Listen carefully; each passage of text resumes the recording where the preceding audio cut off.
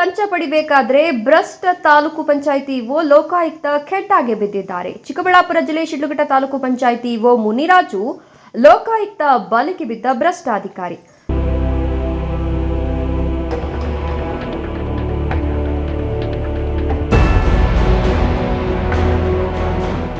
ನಂಜೇಗೌಡ ಅನ್ನೋರಿಗೆ ಭೂ ಪರಿವರ್ತಿತ ಜಮೀನಿಗೆ ಪ್ಲಾನ್ ಮಾಡಿಕೊಡಲು 2 ಲಕ್ಷ ಲಂಚಕ್ಕೆ ಬೇಡಿಕೆ ಇಟ್ಟಿದ್ದು, ಶಿಡ್ಲಘಟ್ಟ ತಾಲೂಕಿನ ಜಂಗಮಕೋಟೆ ಹೋಬಳಿ ಘಟ್ಟಮಾರನಹಳ್ಳಿ ಗ್ರಾಮದ 39 ಗುಂಟೆ ಜಮೀನಿಗೆ ಪ್ಲಾನ್ ಮಾಡಿಕೊಡಲು 1.5 ಲಕ್ಷ ಲಂಚ ಸ್ವೀಕರಿಸುವ ವೇಳೆ ಲೋಕಾಯುಕ್ತ ಬಲೆಗೆ ಬಿದ್ದಿದ್ದಾರೆ.